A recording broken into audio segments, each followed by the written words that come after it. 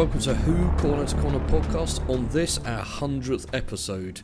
Insert cheering noises here. So that's right. We've done 100 episodes. 100 episodes. They've been almost weekly. We've had a couple of bonus episodes here and there, haven't we? To do 2 a week, but yeah, 100 episodes weekly. That's amazing. So we're quite chuffed with that. So my name's Geoff, as you probably know by now, and I'm joined as always by my good friend and co-host Paul. Hi, and that's me. There's Paul, and we also have Paul's daughter Freya with us today. Hi. That's Freya. She sometimes joins us to add the youth angle to things, and have her input on stuff as well. So for this episode today, we're going to do what I called Meet the Whovian Hosts 2, which Paul then berated me about over text repeatedly. We did have a big text argument over that. Yeah, we did, yeah. Yes. And we didn't really settle on anything. No, so whatever you see in the edit, that's what we settled on after much fighting, probably. Because our first episode was kind of introducing ourselves. It was, Meet the Whovians, which makes sense, because we are Whovians, and we wanted you to meet us as podcast hosts. That's right. And that was nearly, approaching 2 years ago now, so we thought for our 100th episode, we would update that a little bit. So we've asked for... Did you? Yeah, and it was slightly darker. More of it was darker. Mine was certainly darker. And so we've asked for questions from people on Twitter and on Facebook as well. So some of these are Doctor Who related, some of them aren't. So we're just going to get stuck into it and take your questions. Mm-hmm. So, Freya, would you like to fire away with the first question? Someone here. Okay. If you couldn't podcast about Doctor Who, what would you talk about instead? Avatar. That's quick, it has to be what you both do. Not necessarily. Actually, I could talk about Avatar as well. You could say how you hate it, and Geoff could say how he loves it. Yeah, it would be a one-episode podcast. Yeah. And then we'd never be friends again. We would never ever speak again. That would be it. No, actually, I'll say I wouldn't podcast about Avatar because my friend Sean runs Savarco, the Avatar podcast. And he does a great job on that. So a little shout out to Sean there, which I've chatted on a couple of times with him. That little plug there. What would I talk about? We also have our MCU podcast that we ran, and we need to get going again. So maybe I would go back to that to talk about Marvel and my love of Marvel stuff. How about you, Paul? What would you do if it wasn't the MCU one? Football. No, really? I was going to say. Because there's too many football podcasts now. I wouldn't even know where to start, to be honest. For me, actually, it would probably be Star Wars. I knew it. I was saying in my head, I was like, he's going to say Star Wars. He's going to say Star Wars. I said Star Wars. Or Star Trek, or just sci-fi generally. Because I love it. I always have done since I was a little nipper. So I've always got my sci-fi hat on in one form or another. And, although you took it off before we started recording. I did actually, today. Because it just made me look bald. So it's quite a severe haircut, this one, but there you go. It would be that. That was a question from Fraser Gregory, actually, wasn't it? Who's champion of the damned at Felix Fraser on Twitter. He's been on our show. We were delighted to have him join us and talk about some Doctor Who related stuff. So good question, Fraser. Thank you very much. Thank you. Okay, next. It's your job now. This is you. Have you ever changed your mind about a story and come to appreciate it more or dislike it more as time has passed? From Ian Banks. Well, we've done a couple of what we call Battle Royale podcasts where we've looked at an episode that one of us has liked and one hasn't, we've done a couple of those. Which were Kill the Moon and Sleep No More. I liked both of those episodes, and at the end of the Kill the Moon podcast, Paul had crushed my love for it. It didn't change your opinion on it, though, did it? You said you liked it more when you watched it a second time. I did, yeah. I appreciated it more. I could kind of see where it was going and what it was trying to get at, but it's still not my fave, I don't think. I don't think... I've never watched an episode that I've then thought, actually, that was rubbish. I always kind of... Usually my first... sort of opinion, thoughts on something is kind of, that's it then, do you know what I mean? It won't kind of deviate massively differently. But saying that, when I rewatched Series 6 a couple of years ago, I appreciated the second half of that season more. Series 6, Matt Smith's, in my head. Is that the one with the Asylum of the Daleks onwards, is it? Yes, it is. No, that's Series 7. Series 6 has got all the River Song stuff and Night Terrors and things. And it was better than I'd kind of thought of it in my head. So, yeah, I'd put that one up, yeah. That's pretty good. I think I'm similar to you, actually. Now, I don't generally watch an episode again and think it's really awful if I enjoyed it, I think. I mean, there's some where, as I've got older, I've kind of maybe reevaluated them in terms of what I am now as to what I was then and the things I enjoyed then. And, there's obviously some shift over the many, many years I've been around, Yeah. So maybe some things that are a bit older that I really enjoyed back in the day perhaps don't quite hold up so much. But I think that's more in terms of their kind of, some of the institutions that were prevalent at the time. I think there's stories like Time in Irani, which I've never really liked.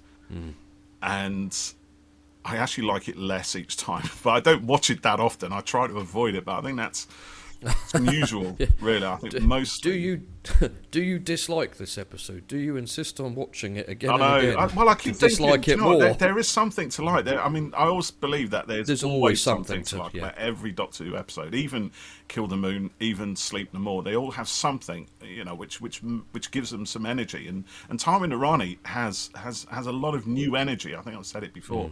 I enjoyed that. Sylvester McCoy. But I don't think the script itself is very good. That's just my opinion. I don't like what Pip and Jane Baker were, or how they wrote Doctor Who. It's got its fans, and that's great. But for me personally, I always get the feeling that they were trying to write Doctor Who as it maybe was in the 60s or very early 70s, and actually it was a lot better even then. And they tended to fill their scripts with a lot of weird stuff, a lot of sort of linguistic quirks, shall we say, that never really sat well with me. They always make me cringe. But again, some people love them purely for that. And I think also Sylvester McCoy, wasn't perhaps taking it seriously. He didn't quite know what he was doing. So it's not his best story to see. It's not the best story if you want to see the Seventh Doctor for the first time. Yeah. But that's.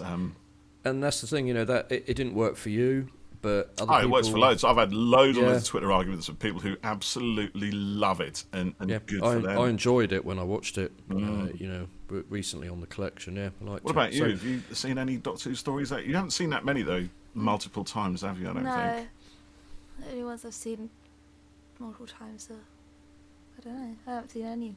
Really. Things that we watched, Fugitive of the June. Yeah. Which we watched a couple of and times. I've watched Jodie's first series twice, I think. Yes, we did watch it a couple of times over, didn't we? So, do you prefer it, or certain stories that you dislike having watched them again? No.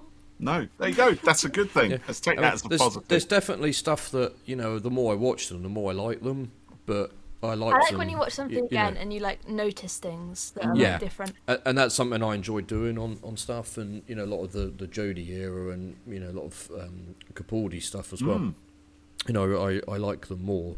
I've watched that one twice. Each watch, Which one twice? But that Peter Capaldi's last series. Oh yeah, last story. Last series. Last series. Yeah, series 10. Yeah. Yeah, but that's true. Not saying that I didn't like them, and then I'm like, oh, actually, this is good. It's like, Smile. Was it called Smile? The one with the robots. Yes. Yeah, that one. Yeah. I liked more the second time, I think. There you go. I think a lot of these later stories do have maybe not later stories, maybe all Doctor Who stories have a lot of rewatch value, but I have found with a lot of the Moffat and Chris Chibnall stories, there seem to be, like you said, actually, things that you pick up on, maybe not so much on the second watch. I think with Russell T Davies, everything is on the surface, which is great, because you get everything instantly, and it's just like having a really nice meal. You just eat it and enjoy it. That's it. With Stephen Moffat and Chris Chibnall, it's like you think, oh, there's some peas. or something, which I never noticed, hiding under the mashed potato. Yeah. Depends if you like peas. Actually, I don't. That was a rubbish metaphor. But do you know what I mean? Whenever I watch them, I go, "Oh, look at those peas! Look at those peas." So what I'm getting at, I think, is with the Russell T Davies story, I can watch it and enjoy it, and actually feel pretty much the same as I did the first time round. With the Moffat and Chibnall stories, I think I don't get everything on first watch. Yeah. But on the second and third and fourth watch, there's slightly more to see. There's more that I kind of perceive. Yeah. I agree. Yeah. Yeah. Does that make sense? Good question. Yeah. No, I get it. Yeah. Very long. Ian Banks, that stuff Ian likes. He's contributed a few. He's good. Well. He's good, Ian. Thank you, Ian. Well done. Yeah. Next. How did you guys meet? What's the story, and how did you get to podcasting together? I basically allowed him to escape from prison. Basically, gave him the tools he needed. Well, I was going to say, space jail. My version was Paul said he'd wear a white rose, and I said I'd wear a red one, and we'd meet under the clock, like every good spy movie. Yeah. We chatted a few times on Twitter. And then we were added to a group chat that I believe it was Safe Space Who set up. It might be, yeah. And actually, I don't remember giving permission for me to be added to that group chat. Suddenly, I was in a group chat, and I'd never been on a group chat on Twitter before. I'm like, what is this? I thought, I'm in a group chat. I've never this done is a group exciting. Chat. People think I'm worth inviting to a group chat. Yeah. Hooray! So I was quite excited about that. And that was years ago. That was a long time ago. And then we got chatting, and then during lockdown and stuff, we connected on LinkedIn and got chatting a bit more about various things. And then you shocked me by telling me you'd not watched many MCU films, and I said, "Oh, there's a podcast in here, surely." And I know there's a question later about where did the name of the show come from, so I'll save that for then. So we started watching the Marvel films, but then we also did some work together, didn't we? We did, well? Yeah, indeed. Yeah, I needed someone who knew how to hold and point a camera and press the record button. And there you were. That's all he does. Yeah, exactly. Yeah, anyone can point a camera, can't they? Yeah, but it's the pressing the record button that's the difficult. Exactly. Yeah. Because, well, do you know what? You might laugh, but there's been many times I've been out with a camcorder, as we used to call them in the old days, and take some lovely pictures, and actually just not press the button. You're actually switching it off when you think you're switching it on because it was already on or something stupid that's like that. That's what my mum used to do. Yeah. You take a video and then you forget to press it, and then you get after. Yeah. That's what you get feet shots after. Yeah. Actually, I did that at prom, but I don't blame me. I was a very sweaty. You started it now. Oh, you were sweaty. You were You're at prom, and I was sweaty. I thought you were saying I had too much sweat. I had water. Thank you very much. Sure. Very drunk. Anyways, right. What's next? Who's we got next on here, Frey? If you had to book one last ever celebrity guest for the pod, who would you want on? Oh, Jodie. Yeah, Jodie Whittaker. Yeah. Yeah. Would you go with that? Yeah. What's your answer? What's my answer? Do you know, because I saw this one earlier and I was thinking about it, and I think, I'd love to interview Jodie, but I'd really love to interview Katie Manning. Yeah. I think if we could get Katie Manning on, that would be fantastic. She's like the goddess. Yeah, she's the ultimate goddess of Doctor Who royalty. Yeah, she's so good with the fans, and she is. She's so like Jodie in a lot of ways. So positive and so embracing and so welcoming. It'd be great to talk to her. Yeah, Hopefully one day for both. One day, you never know. You never know. Stranger things have happened on this show. That's for sure. Okay, hit me next. Next, is it? Top 5 companions. Oh, hang on. Who asked the question about which guest? You have to do that. That's the law. Yeah. At Graham Ward 68. Oh, good. Someone else has been on our show. Yeah. And then top 5 companions is from at Annie's. I don't know how to say that. At Annie Musings on. That. Oh, yeah. Good question, Annie. Okay. Oh, God. Off the top of my head, Yaz, Clara, Joe, Graham. I really like Graham. Oh, yeah, Graham. and oh god, blimey, I'm trying not to say like Sarah Jane and be really obvious. But then does that imply that Sarah Jane wouldn't be one of your top 5 companions? Oh, Who do you leave out now? Bear in mind, a lot of these companions are active on Twitter and may indeed reply to our podcast. Yes, we don't want to upset them. Can I have an audio companion? Because I'd have Mrs. Constance Clark. So. Yeah, that's allowed. Annie doesn't specify you can't have an audio companion. No, she doesn't. And yeah, so yeah, okay. So not in any particular order. Yaz, Clara, Graham, Joe, and Mrs. Clark. Interesting. I would have to go for. I would definitely have Graham. I love Graham. Graham, someone who's more my age, which I think is brilliant. Because we forget about this demographic. Everyone these days is all about the young kids, the ABC ones, and everything else that we want to get buying all that stuff. But actually, think about the oldies. We got more cash than the youngsters. I mean, we don't actually, because it's not disposable income, but because we've got to spend it on them so that they can spend it on your product. Yay. Anyway, nice to have Graham in there. So definitely Graham. I do love Yaz. I think the relationship with Yaz and the Doctor I thought was just brilliantly done. And we've never really seen anything like that in Doctor Who before. So Yaz would have to be in there.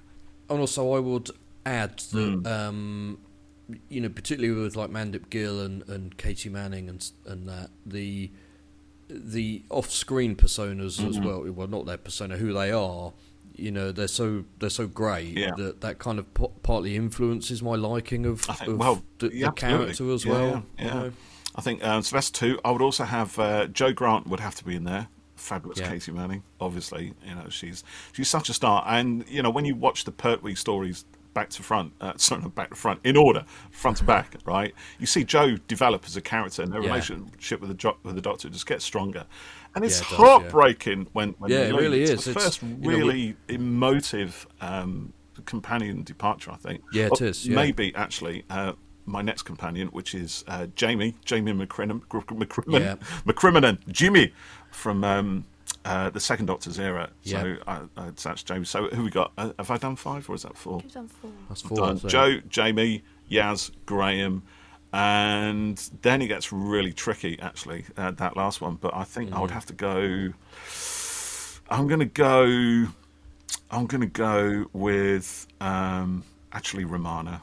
I think I'm going to base a lot of mine on the classic series. So there you go. So I'm gonna. That's good coverage. I think so. Yeah. Have you got any faves? Yeah. Who? Yaz, Donna. Oh yeah, Donna Noble. Bill. Bill Potts, of course. Yeah. So that's 3. Yeah, I know. I can count. Clara. Never know about kids these days. Clara.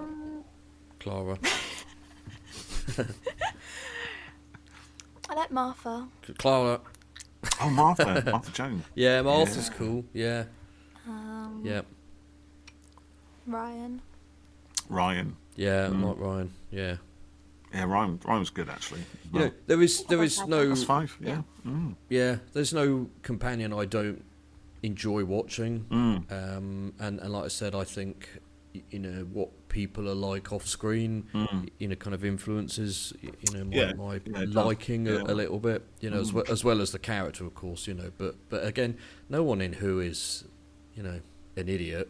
Do you know what I mean? They're all great ambassadors for the show and stuff, I think. Oh, very, very much so. And I think even more so now, actually, where a lot of the older companions are really seem to be getting even more involved in the sort of fan circuits and they're sort of behind the scenes and Blu-rays and talking to people, getting engaged on social media when they choose to. So it's great. I mean, whoever thought that Janet Fielding would jump back into things? It's amazing. She completely sort of exercised herself from the whole Doctor Who thing. And late 80s acting. and 90s. So. I forgot Sarah Jane. I love the Sarah Jane adventures. Yeah. That was what Little Freya loved. Little Freya I wasn't even that young. I was like 11. You did, didn't you? Because they were all on iPlayer at the time, weren't they? They all went on iPlayer. Went through it all. So I watched them all, and then I didn't watch the last series, which is like 3 episodes. Then I had to buy them all. So I got them all, and then I think I've watched them all again. Yeah, and I think I've watched them all twice. That last episode, literally, I sob every single time. I'm like crying. It's But that doesn't take a lot to make me cry, so Brilliant. Yeah, good one actually. Yeah, I like that question. We always got people like Adric as well, who wasn't massively popular at the time, I don't think. But I think people have come to sort of reevaluate a lot of these older stories. Well, it happens a lot, doesn't it? Stuff gets reevaluated. And it's like, when people do it, so you got people who are just coming into Doctor Who now, or have come in maybe since the revival and have gone back to the sort of classic era, are looking at it with completely fresh and different eyes, and in many cases completely unaware of all the sort of chatter that was around at the time. The sort of, if there'd have been a social media around in the 80s, Adric would have been hammered throughout the whole thing, which would have been awful, because there was very little said about Adric's character, and as a consequence, in a way, Matthew Waterhouse, which is just unfair, throughout most of the 80s, as far as I remember. But since then, people have sort of looked at those stories without knowledge of any of that stuff and said, "What's wrong with Adric? He's a great character." There is a development there, and okay, Matthew's acting skills at the time were pretty fresh, I think. So, but he carries the character. And what an ending for someone as well, to have that little arc again, only through 2 seasons, and again, actually, it's heartbreaking the way his character leaves. So it is. Unprecedented. I did. That was in Earthshot with the Cybermen. Yes, good question again. Yeah, thank you. Yeah, that's good. What's next? Who's next? Should we do the other one from Annie? Go on. Oh, yeah, she had 2 for 1 there. What are your favourite non-Who shows? Well, we probably covered that Star Trek. in a way. Should we say TV shows then? Yeah, TV shows. TV shows. Over the years, I've enjoyed Buffy and Angel a lot. I like The Walking Dead. Veronica Mars is a great show. I enjoy How I Met Your Mother, Modern Family, one of those as well. At the moment, I've been watching Silo, which is good. Oh, yeah. Is that the one you're obsessed with? Yeah, I need to get back on it. All the Marvel stuff's been good. I'm trying to think what I have at home. Yeah, definitely The Walking Dead is up there for me. I've never seen that, actually. I've never seen it's I haven't seen a single episode of it. It's a show that always managed to kind of get the heart going, and it was tense. Get the blood racing. But you had great characters in it, and it was gory as well, and that's always a plus. But it was kind of the worst things in it were the other people a lot of the time. Human monsters. And it was a show that when people die in it, you often kind of felt their loss, and because you'd gotten to know them, and do you know what I mean, you cared about them, and there's some big shockers in all of that. Yeah, it's really good. Interesting. What about you? Well, one I've already mentioned, which is Star Trek in pretty much all its forms. I've always been a big Star Trek fan, even from when I was a kid. The original series, which is repeated through the 70s, so I loved it. It was a big highlight. And then in the 80s and 90s, Next Generation, Voyager. Didn't get on so much with Enterprise, but I'm loving the new shows now. I think they're just fantastic. We chatted to Darren Scott, didn't we, editor of SFX magazine, who's written a lot of stuff on Picard, because he's a big Picard fan, the Picard series, and that just, I was watching the final episode of that after we spoke to him, and I honestly was sobbing. There was little water stuff coming out of my eye. I thought, because it was such a homage to to the affection that we've all had as fans of the Next Generation. So I love that. Strange New Worlds is another good. All Discovery. You'd see my Discovery hat on occasion, I'm sure. Yeah. So I really enjoyed that. But I suppose other sort of non-sci-fi TV series, because I do watch a few other things. I really like Line of Duty. Oh yeah, I like a lot of those kind of things. Broadchurch, another one. I love all those kind of really dark He's very thrillers. behind, though. We are behind, because I'm watching this with my lovely wife, and we can't watch it when youngsters are around. Although you're probably old enough now where I'm 16. Yeah, but you weren't when we started watching these things. Yeah. certain stuff that you don't really want to expose young kids. I mean, look, because you can get traumatized for life watching some of this stuff. That's why censorship exists. Traumatized for life watching Doctor Who. Exactly. Right? What was your most traumatic episode of Doctor Who that you ever watched? Can you even talk about it? Should we do the therapy now? Too traumatized. She cannot look at a gas mask. Or even anyone in a mask. So bad. During COVID, it was unbelievable. No, that's not that bad. No, it's when people go like that and stuff like that. I can't do that. Any masks. Like when I did a drama performance, 2 people in my performance had to wear a mask, and I could not look at them. I would freak out so much. It was like the white ones. Yeah, I don't like masks either. Yeah, it's and my weird. history teacher has a gas mask in her classroom. Because why not? And if I knew where it was, so I'd just like not look at it. And then this boy in my class was like, "Oh, miss, can I wear it? Can I wear it?" And she's like, "Sure." So then he put it on. I was like, I'm good. It's got the stage now where if anyone even says that immortal line from that show, you can't do it, can you? So don't. Just can't deal. I saw it on TikTok and I was literally like screamed because my friend sent it to me, and I was like, no. Oh dear! But also have to mention another TV series I'm really enjoying now is Young Sheldon. Love that. Oh, he's obsessed with it. I'm obsessed with it. I started it. She started watching it. And then they all invaded it. It's good. It's very Happened good. to Modern Family as well. Yeah. Yeah, I love Modern Family. Yeah, it's good. Good one. Good question. What's next? Thank you, Annie. Should we do one more from Twitter, and then we'll look at a couple of Facebook ones, and then we'll go back and forth maybe. Okay. What ones we haven't done? Oh, what about this one?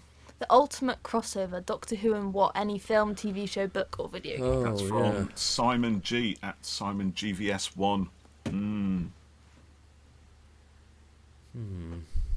I'll tell you, while you're thinking about it, because I did see this one actually. I'm a little bit on the fence with crossovers. I'm not big on them. I don't mind them in the DC shows, you know, when they have the crossovers between a Flash, but that's Arrow. Because they're all part of the same thing. That's the same stuff. Exactly. Yeah, because like there was a Doctor Who and Star Trek comic a couple of years ago. You know, two shows that I really enjoy, obviously.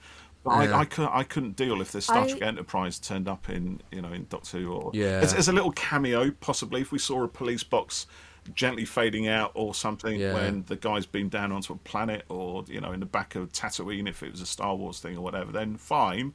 A little homage like that's nice. It's like seeing the Millennium Falcon in Blade Runner disguised as a skyscraper, stuff like that. But actual storyline crossovers where you have characters interacting, I'm happy enough to leave that to the fanfic and let people who love it enjoy it. I read a lot of fanfic, but I don't like the crossovers. Don't you, there's really? certain ones that I can. I just don't.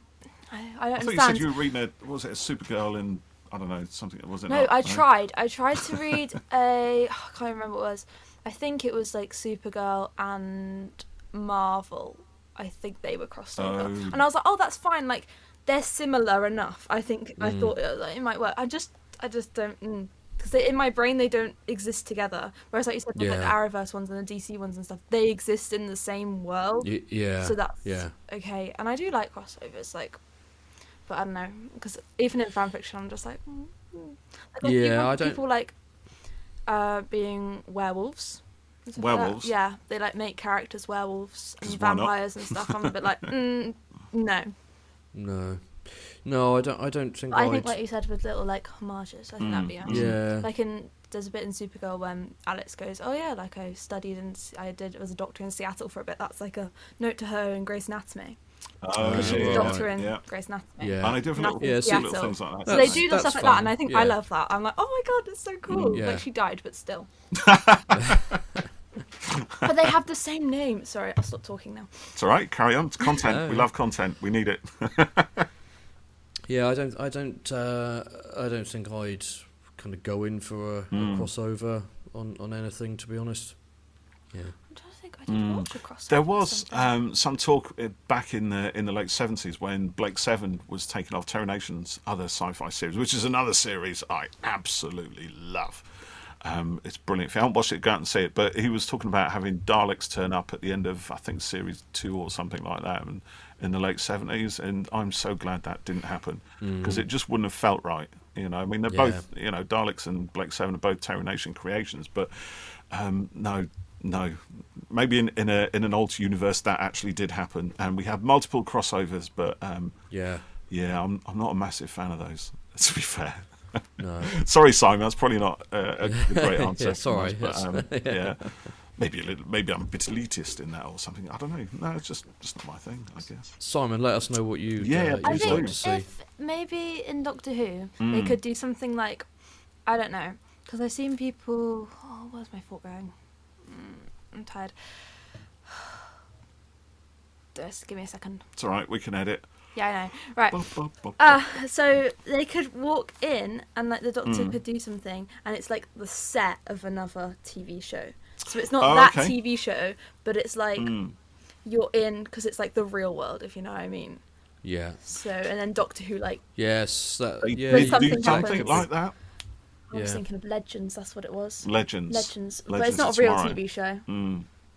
Doctor Who did do something like that way back in the 60s with The Chase, as an episode of The Chase where Doctor Who and his trusted companions are being chased through time and space. And they end up on a film set with Frankenstein and Dracula and stuff like that. So sort of, but not quite. Maybe that's the kind of thing she's Googling. Yeah, that Watch out, there's some search engine activity going on here. So while Freya does that, let's go with, let's cross over to Facebook then and see what we've got coming in there, because we've got a few coming in. So, there's another crossover one actually from John Cole, who says he quite likes the notion of the Doctor in Star Trek, TNG in the comic, but how far could you push it? Here's an interesting one. We may have talked about some of these actually, but let's have a little chat around these from Catherine Sarah Cullum Hanshaw, who asks, how do you feel about the multimedia events such as Time Lord Victorious and Doomsday?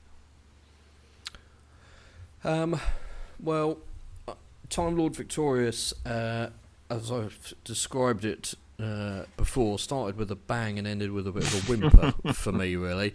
It was a whole lot of stuff, books, comics, audios, games maybe, event stuff, an element in Time Fracture, which is on my t-shirt today. Look at that, very nice. And it was all, it was all fine. And it was, the individual pieces were good, but you kind of only needed to read the two books that had 9, 10 and 8th Doctors in, and then you got the whole bulk of the story. There was a great villain in it, the Katoro, I think they were called, who kind of judged species for their worth and what they'd contribute to, the universe, and then they'd determine how long they had to live based on what they were going to do. So it was good, but kind of it's weird. It doesn't sort of contribute to the main ongoing kind of lore of the show, and it was kind of cramming some Time Lord Victorious stuff in, with 10 being sort of an anti-hero in some ways in it. So it was okay, and then Doomsday is there. Yeah, that's quite interesting. I didn't really get on with the Time Lord Victorious at all. I think I read the piece in the Doctor Who magazine, the comic strip with the 9th Doctor and the giant vampires or something. Yes, there was a bit of that, and I thought that was okay, but it wasn't enough to make me want to dig out any of the others, any other parts of it. And I remember you sort of quite raving about the books. I think you probably started reading it and were saying, actually, this is really good. A few texts coming in from you on that, Mr. Geoff. Yeah. But I didn't read the rest of it. And again, with Doomsday, I read the bit that came in Doctor Who magazine. Was it last month before, whenever it was? Yeah. And again, it's just it's like, it's okay, but it doesn't put me in it. I think the idea of having multimedia stories is brilliant. We live in a multimedia world, and we don't. There's so much more stuff out there that we can that we engage with, whether it's online, whether it's physical media, or and even online, it's in various forms and we've got comics, we've got novels, and we've got all sorts of things in between, and computer games, video games, mobile phone games. Why not have a story that somehow tries to bring all those different experiences together? But I think the story or the hook has to be incredibly strong for it to really work. And I think the difficulty, I think what we're seeing at the moment is them maybe experimenting with a few ideas. I think Time Lord Victorious was perhaps aimed at a slightly older demographic, maybe the sort of mid to late teens and upwards, perhaps. And I now think they're trying the other end, which I think Doomsday's for younger children. Yeah, I think it is, which is no bad thing at all. We want kids to get involved the show needs to appeal to everyone. Definitely. I mean, for me, the Doomsday thing, and I said this before, there's no slight on anyone, but the universe's greatest assassin doesn't, look like that to me, and have we've that had kind this of persona. debate, and I disagree. I think the world's I know you do. Yeah, looks nothing like what you think the universe's deadliest assassin would look like. They're the people that you never suspect. We did say that Suze Kempner has a really friendly face, so you would not suspect her. Yeah, and that's the thing. She. Like but it just doesn't. It doesn't. That's how kind of. work. It doesn't gel for me. But I like the idea of the. There's an hour. It's a per nice adventure kind of thing. But again, I look at it and I think, well, really, I only really need to read the last hour to see if she finds the Doctor and gets death off of her tail. So it's sort of a bit like Time Lord Victorious, where they had the Eighth Doctor's audio adventures, and there was a comic and stuff, and the stories in themselves are good, but you can take them or leave them. Do you know what I mean? And I think that's a decision to make, isn't it? Is it a story that is absolutely crucial to the whole enjoyment of Doctor Who, or is it actually a side thing? The trouble is, if you're asking people to spend some money on this as well, because if they're going to have to buy Big Finish or buy comic or whatever, books and stuff like that, so it's a few quid. So, are you then sort of saying to people, well, in order to get more out of Doctor Who on the TV, you have to do this, in which case you make it sort of, it's almost like a required thing. Or do you say, actually, it doesn't matter, you don't have to do this. No, that's in the which thing. case It maybe does undermine the sort of relevance of the story. But I think in all cases, that question is almost irrelevant. The story itself has to be strong enough to hold you across all those different platforms. And it's got to be, for me, I think the episodic nature of a lot of these, as they seem to be, is okay. But those episodes need to tie in together really, really critically. It's almost like going back to serialised Doctor Who, where you end on a cliffhanger. You have to end on a cliffhanger. The bit of Doomsday and even the bit of Time Lord Victorious that I read, there's nothing in there. It's just literally a middle slice of something. That's it. And I don't know the context other than what I read. The world universe's greatest assassin had to kill a Doctor. Well, here's 4 hours or whatever it is. But I don't really get what's happening within that, and I don't care enough to want to know what happens either side of it then, because for me, that story just isn't strong enough. I think that's it. It's... they all work as their own kind of semi-standalone pieces with a thread running through them, and it's not enough to really kind of hook me in, particularly after having done Time Lord Victorious. And also I think that if it was 12 chapters and you had to listen to an audio, then read it online, then buy a comic, and then buy a book, that's taking the piss a little bit to say you got to buy all this stuff to get the whole story, which they haven't done. But then the flip side of it makes it a bit like, well, how does this? What's the point? But then something like the Redacted podcast drama was superb. It's fantastic. Really, they introduced really good. new characters with a bit of the Doctor in it, and cliffhanger on each one. Fantastic series. So hopefully they'll do they are doing another one, I think, although they slightly cocked things up on that, didn't they? That's pretty off for me, to be honest. But I think that will hurt it, to be honest. But that was great. Redacted was superb. So I'm kind of Doomsday and Time Lord Victorious. It's great. They're doing stuff. They're trying new things. Doesn't kind of entirely work for me. That's not to say any of it's bad. It's not. It just. I don't know, just the piecemeal nature of it just doesn't quite... That's very negative. Do you have any positive spin on... No, I said they were good. I don't really know what we're talking about. I tuned out. doesn't care. No. But I mean, the whole idea... Doomsday on Instagram and stuff. But what about the idea of experiencing an ongoing story over different media, different platforms like mobile phone, online, on TV, on the comics? It's a bit complicated, isn't it?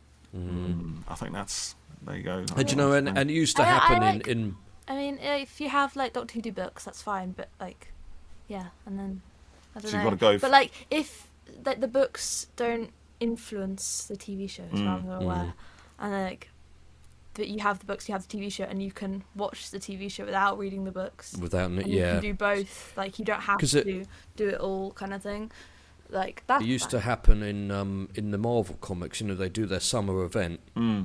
You know, but I think if you have something else from like the media that could add something, but you still get the full story if you don't read it, watch it, play it, whatever. And that was the way you know, the Marvel stuff worked. You know, you'd get 8 issues or whatever of Civil War. That was the main story. But then each character had their own 3-4 issues that were telling their full story that then, you know, linked into it. And it's good, you know, you could read the main series and get it, and then you could go deeper if you wanted. But for me, they reached a point where, you know, you had a summer event series come out with all these ancillary things, you know, taking place, and of course you don't have to buy all of it. No one's forcing you to buy anything, but you kind of were in a way, because if you were buying Spider-Man every month, you get 12 issues a year, and then 4 of them became tie-ins to the event. So actually, Spider-Man stories in the year, you only really got 2 4-issue arcs or something. So much of it became about, you know, these events, and then the events, you know, there was another one in a year, and just so you know, the events have their own life. Then they become their own thing, and if you're invested in them, it's more cash to spend. They were huge. Yeah, so they've kind of reined it back a little bit now. And there's also that fear of like missing out on stories, isn't there, as well? Which I think, you know. Well, then it also becomes like, well, do you need to read the solo tie-ins, because surely any big major stuff is going to happen in the main series? Yes, you know? True. So yeah, so it's a bit like the Doomsday stuff. You know, do I actually need to read any of it other than the conclusion to find out what happens? Maybe not. You know. Interesting. So there we go. There you go. What about this one from James H FitGeek UK .bsky.social @fitgeek_UK. Go on, read it. Which era of Who do you think deserves re-evaluation? Ooh. Maybe the Chris Chibnall era. Yeah, I mean, which I'm you sure know, will like, be in future years. People will be looking at it saying, "What was all the fuss about?" You know. Yeah, that's what I would say as well. Yeah, the Chris era, it's superb, and I think in the real world people probably don't, you know, see it the way online people do, but I think there's a lot of nonsense just in general online, and people, you know, you'll see people say, oh, you know, I heard this about it, so I didn't watch it. Well, why don't you watch it and make your own mind up? Is my answer, you know. So yeah, I think in time it will be reevaluated, and you know, people come to see how good it was, and you know. I think these things are. I mean, you know, I think, as I might have said on the podcast before, actually, season 17 from the old series, so Tom Baker's penultimate series, which was very script edited by Douglas Adams, produced by Graham Williams, and it was very kind of jokey in its presentation. It probably went a little bit too far on occasions when we got Tom Baker kind of playing up to the camera, almost breaking the fourth wall, in fact actually breaking it down on a few occasions, and clearly they're just having a bit of a ball. But you know what, those stories are good in their you know, in their own way. You know, there's a lot of intelligent concepts, and again, this is another thing, you know, about reevaluation and future generations sort of experiencing this without all the kind of discourse and chatter that goes around at the time these things are out. Because again, I came to those stories with a completely fresh view from those who were a lot older than me at the time, who hated them, if you're going to read the fanzines and Doctor Who magazine and what have you. And I thought, they're fine, they're right. What's wrong with these stories? You know, they're a bit of a laughy, jokey, but they're great. You know, so I think things are always being reevaluated by future generations, aren't they? Yeah, you just see a perception of something is the online. You know, that's the truth of it. You know, and then when people actually, you know, you've seen it with Eternals, you know, from Marvel. it's a weird but great film, and people are starting to come round on it and say, actually, this was quite good. But it's seen as, Rotten Tomatoes gave it, 67%. Yeah. Who cares, We didn't like it, did we? No. Well, that's your problem. That's just an opinion. I don't care what Rotten Tomatoes think. No, I don't either. No, you go to watch films if people talk hate about them. I will actually. Yeah. Well, we went to see Barbie at the weekend, didn't we? And did you? And then she goes, "Why do you want to go see it?" And I was like, "Because Daily Mail hates it." Yeah. Daily Mail hates it, rages about it, says it's probably some good. agenda. Then sign me up. I'm there. Yeah. I'll make my own mind up. But brilliant. Yeah, that's it. Make your own mind up. 4 ticket sales on for that. Yeah. Extra 3 maybe. 2. Yeah. 2. Yeah. 4 of us went though. Lucy went twice. Lucy did go twice. Yeah. Her sister went twice to see it. She went in the week already, but the mates came out with us at the weekend to see it again. It's a good film actually. Very I'd like to see it. Yeah. I haven't had a chance. Yeah. Okay, give me another one. Give him another one. What about this one, Frey? In all of time and space, why does the Doctor always end up back on 21st century Earth? I saw that question. George loves Kylie. My answer is budget. Budget. It's a lot cheaper to go to Earth than an alien planet. Yeah, that's a very prosaic answer. Come on, give it. It's because she loves humans from that time period. Mm-hmm. Do you think that's it? And it made a connection with that's it. Humans on Earth from that time period. Yeah, maybe that. I mean, from the Eighth Doctor's checking up on people they already know. Oh, that's good. Without meeting. Yeah, that's good. Yeah, find new people to make connections with. I like your idea of connections and making connections. Thank you. And, growing a family. Quite a lot of connecting going on there. Yeah. In the Eighth Doctor's case, maybe it's because he was half human. Seems to have been forgotten about. Yeah, whatever, but erased. It was there. It was a thing for a little time. So, there you go. Maybe there is a deeper connection. Maybe the Earth is kind of a Actually, I used to think that maybe the Earth would evolve into Gallifrey in the future. Maybe there's a thing there, but who knows? Maybe. We've had the Earth being shot across into a completely different galaxy. So, in some Colin Baker stories, in the Trial of the Time Lord, Earth was. It was in the Andromeda Galaxy. It was somewhere else entirely, and it was all covered up by the Time Lords. So maybe if it can shoot across, maybe there's something about the Earth that requires the Doctor's attention. Who knows? Maybe the TARDIS just loves it so much. All that. Because why would the TARDIS be a police box if not? True. Yeah. Maybe the TARDIS broke its own chameleon circuit. I love being a police box. I always want to be a police box. That's me now. I don't do the other stuff. I'm going to ask a quick question that came in on our Twitter chat group. This is from Chris Russ. What games do you enjoy playing and on what consoles? So completely off topic for a minute there. We did say ask us anything. So we did. Yeah, that's a good one. Yeah, I like that. I'm playing Resident Evil 4 at the moment on PlayStation 5.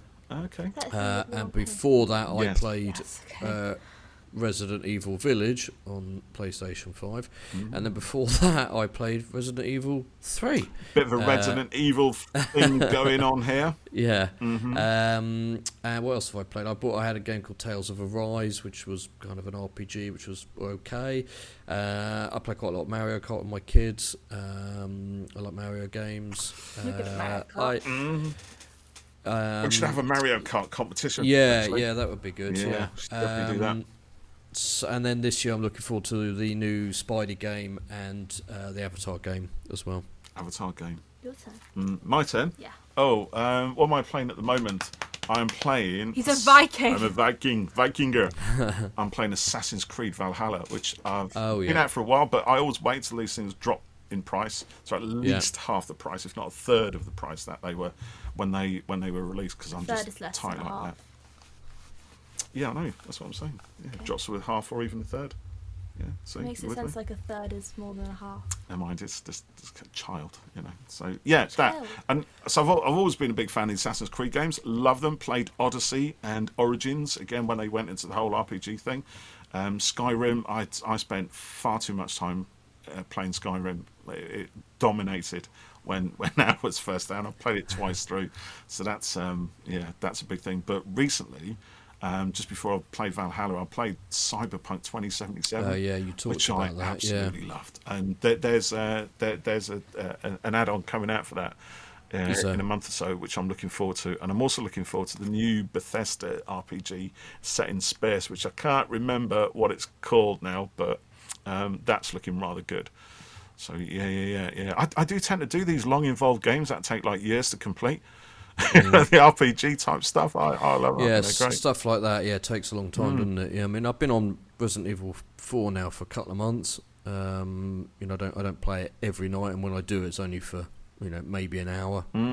So it takes me a while to get through stuff. Yeah, you're not much of a gamer, are you? Really? No. You don't really do the whole gaming thing. No. Your sister does. She likes mobile games, and farm building and Heyday, stuff like that. Sims. What's your thing? You just do TikToks and social media type stuff, don't you? Yeah, I read fan fiction. She reads fan fiction. I generally don't know how much I read. It's quite concerning.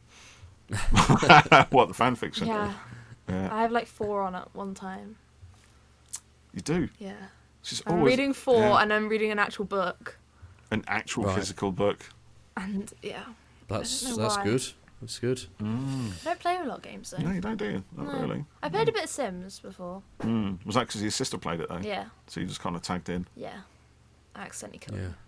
I killed my character. Accidentally. Yeah, no, I made one that looked like me and she burnt to death. It's quite easy actually. Another one drowned. It got really violent because we were trying. There was like this challenge going around, and we were trying to do like the 100 children challenge, and like they all kept dying. We were like, sorry.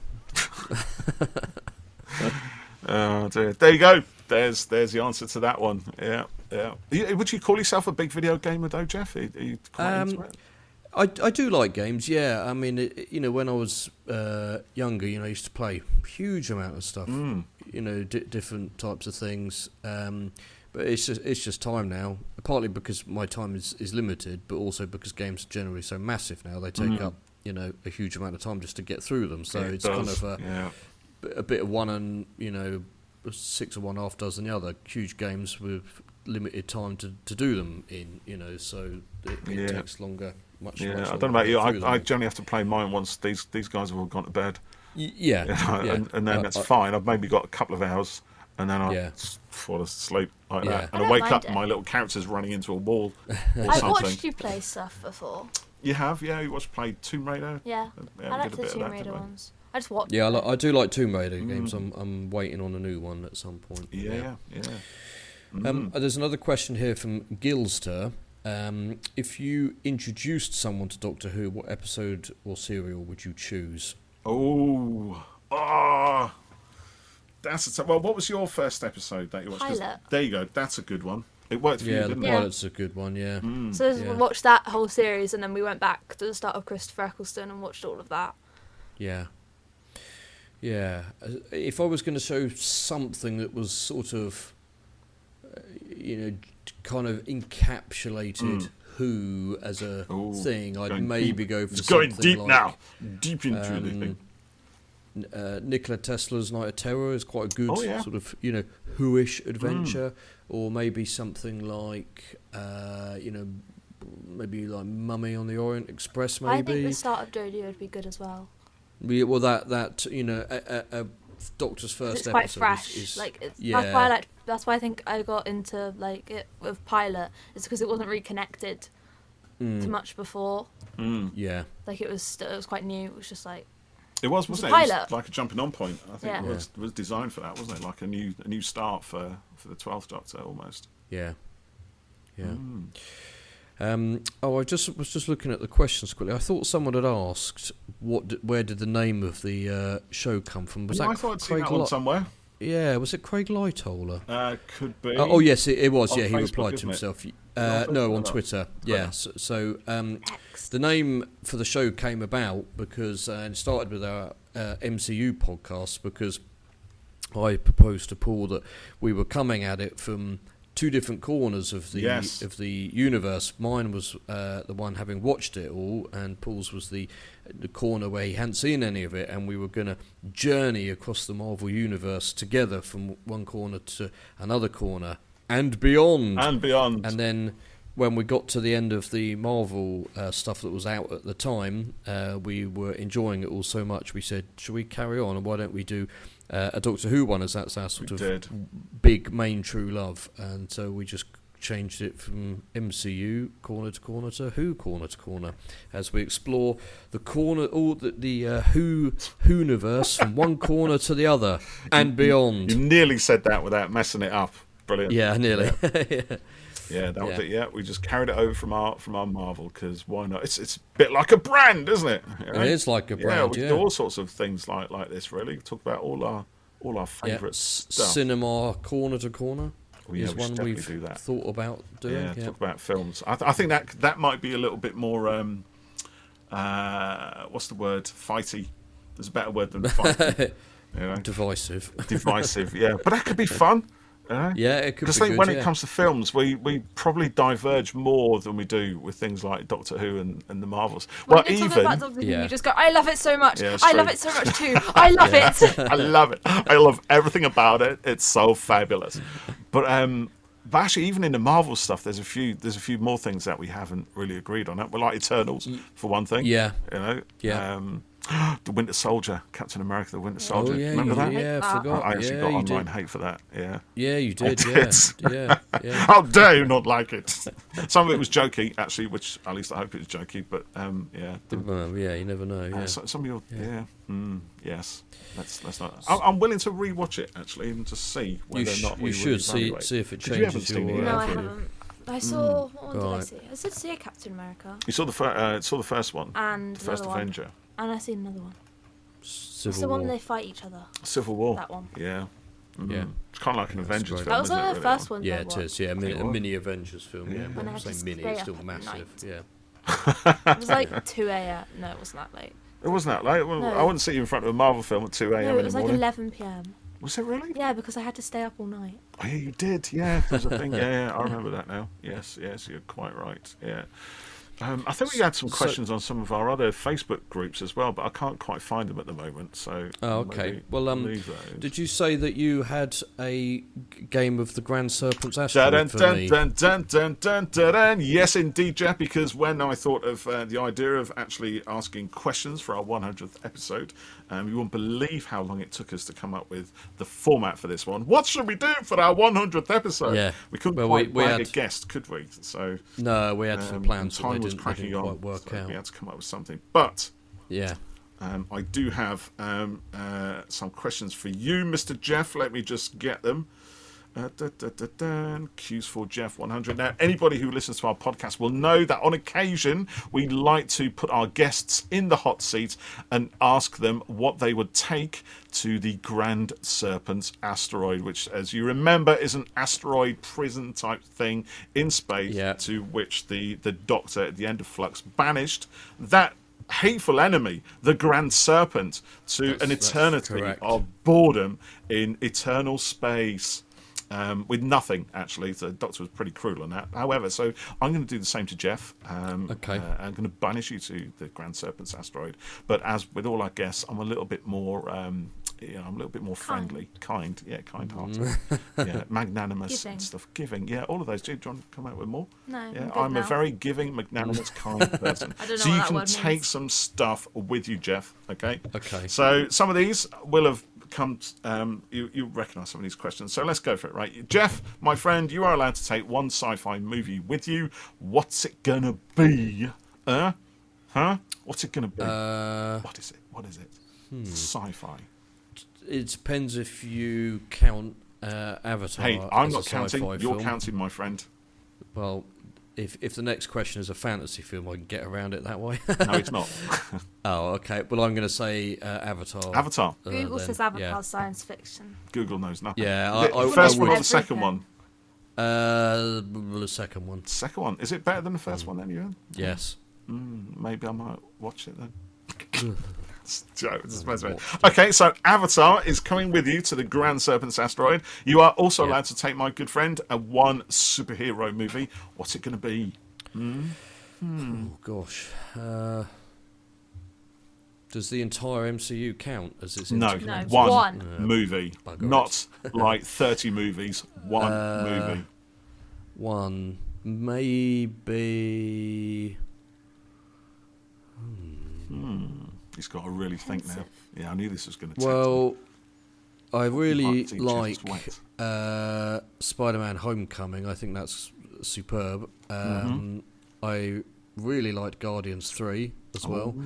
I really like Captain Marvel. I mean, Endgame as well. But I kind of thinking you've got to take something that you could watch kind of as its own thing. I'm going to say Captain Marvel. Actually, Are you? Yeah, Interesting. Yeah. What would yours I enjoy be? that a lot. Mine. Do you think? Does Harley Quinn count? Superhero? Yeah, Harley Quinn counts. Birds of Prey then. Birds of Prey. There you go. That works. I love Birds of Prey. For What'd me, you take, actually, Paul? my comfort one, I think I decided, it's either Ragnarok or either of the first two Ant-Man films or Captain Marvel. You laugh at Ant-Man so I much. love Ant-Man. I honestly do. But I think actually I would probably take Ragnarok because I could just watch it back to back continuously on the No, loop. he'd go to get something. I was like, do you want me to pause it? No, I've seen it many times. Since we first watched it for the MCU podcast, I've watched it multiple times and I love it. So probably be that one. Okay, Geoff, you are also allowed one full season of Doctor Who. What's it going to be? Flux. Oh right, okay. That didn't take much, did it? No, Straight that was away. quick. Yeah. Would you take Flux? Maybe. It's quite a good one. It's complete, isn't it? Maybe Jodie's first series. Season I like 11. that one. Yeah, I did as well. For me, I would take a classic series. I would take series 25. No, 21. Beg your pardon. Peter Davison's final season. Yeah. Which I just love. It's brilliant. Yes. Okay, it's got the twin dilemma on the end, which kind of takes things down a little bit. But I love the twin dilemma. Mestor the Magnificent. You'd be happy with that. I do. It's very cheesy, but I love it. You're also allowed one Big Finish box set. What's it going to be? Doesn't have to be Doctor Who. I'm just saying Big Finish. Okay. Yeah, one of the unit ones then. There was one called... what was it called? What was it called there was a silenced one, which was the silence in it, which was really good. I don't know what that was. And then there was another one that had like the Wirren. The I Wirren. don't know how you pronounce it. The Wirren. The Wirren. Geoff always has issues with pronouncing Doctor Who names. Sometimes even birth names do tax him a tad. Yeah, probably one of those from the Unit series. Unit, yeah, okay, interesting. That's pretty good. So you get a few stories in that as well, won't you? Yeah, but they're usually sort of there's an overall arc to them, but then they're individual kind of chapters. Okay, so I've got just 3 more left. So there's quite a lot of things that are going to keep you entertained on this asteroid. So you are also allowed to take one book or comic series, like a complete arc, if you will. Well, I'm a big fan of the Jed McKay Black Cat series. That's really good. Didn't you lose one of those due to an internal house accident? Yeah, one of my twins puked on them. Internal house accident. Yeah. Something for which the accidental damage insurance doesn't really cover. Yeah. So I'd maybe that in its omnibus version. I already get a feeling that the Jed McKay Avengers run, which has only just started, is already superb and the best the run as the whole Avengers thing has been in a few years for me. So I'm just trying to think what stuff I've got. Yeah, I'm gonna go for Black Cat. You're gonna go for Black Cat, so you take that with you. Yeah. Okay. One music album. I would take. Oh god, that's hard. Maybe How to Dismantle Atomic Bomb. You too. Okay. Actually, if you're going to take a book series, what would you take? Book series. Yeah, because you've got a few of those, haven't you? A series, not just one. Well, you can take a series. You're going to be on there a long time on this asteroid. Charlie Hickson. Oh, the Enemy. The Enemy. Oh, the zombie ones. Yeah. Yeah. Interesting. They were quite grim. Yeah. I was getting worried when she was reading but I this. was like 11 then, so if I read it now, then I want to see if I'd think different. Reevaluate. Yeah, but I'm not going to say It's a lot of books. to read. Okay, right now then, here we go to the big one. So one of these upcoming movies is going to be cancelled. And nobody can decide which one it's going to be, right? But you, my friend, have the decision. So which will survive, which gets pulled, question, and which one is going to make it through to the mass audience. And whichever one makes it through, obviously you will take with you to the Grand Serpents Asteroid in your eternal imprisonment in lonely space. So one of these films is going to be cancelled. Which one are you going to keep? The films that are on the potential chopping board are Avatar 3. Yeah. The other one is Mission Impossible 8, Dead Reckoning Part 2. Which one's got to go? Which one's got to stay? Well, I'd have to take Avatar 3. Would you really? And, so you'd let Tom Cruise go unfinished? Yeah. I thought you loved Tom Cruise. I do love Tom, but I love Avatar Even more. That's dedication, isn't it, right there? So thanks to Geoff, now we have yet more Avatar and no Mission Impossible. Is that the one that he filmed a bit here? The Mission Impossible. Yeah, on the hills out the front. Yeah. He did. There you go. So that's quite a good haul, mate. You're doing well. That's good. Yeah. Enough to keep you occupied for a year or so of eternity in lonely space. As you float and drift alone amongst the stars forever and ever and ever. You've turned into Big Brother, man. Yeah, that's what I do. I'm good at that. Yeah. Good. Thank you, Geoff. That was a lot of fun. That was good. Yeah. Thank you, everyone, for the questions. Good questions. Some quite challenging questions. Yeah, some good stuff there. So we say this fairly often, but thank you for tuning into us, sticking with us. Yes. People who listen, people who contribute, supporters, guests who join us. It's we love it. It's been great. So hopefully we can keep entertaining you. As we traverse the 100 more Hooniverse. episodes. Yeah. Yay! We're not that old. Well, feels like it. 2 years since we started No, doing that's this. what I realised. When nearly. You'd first talk about it, it's like, oh, my 14-year-old daughter Freya, and now I'm 16. No, you're 16. And Yeah. it feels very different. I think when I originally started talking about you, you were my 9 or 10-year-old daughter when you started watching Doctor Who. Yeah. And I said, my 9-year-old daughter has just watched the pilot. Here's what she thinks of it. That was a few years ago, wasn't it? Yeah. You've grown up as we're podcasting. So have my kids. Yeah. Yes. We all get older, and on that note, let's call it a day. As Geoff says, thank you everybody for listening to our shows. We are genuinely humbled and grateful for all the views we get, for everybody who chats with us online and what have you. And it's great that you get something out of this, because we enjoy this. We got no plans not to do another 100, have we? So no, why not? No, exactly. No, we're going to keep on trucking. Indeed. Yeah. And you're happy to join us from time to time? Yes. Yeah, brilliant. Yeah. Because we appreciate your input as well, the Gen Z voice of youth. Yeah, that's such it. as it is, Thanks. Brilliant. On that note, thanks everybody everyone. again for listening, for watching, and we'll see you on See episode you 101. Bye, guys. What was that? That's what I do. That's my thing. So your now. thing now. Yeah. Bye, guys. That's what. Bye, guys. Hi, guys. It's a thing. I don't know. It's a good thing. We like the thing. I'm going to leave that on. I don't know.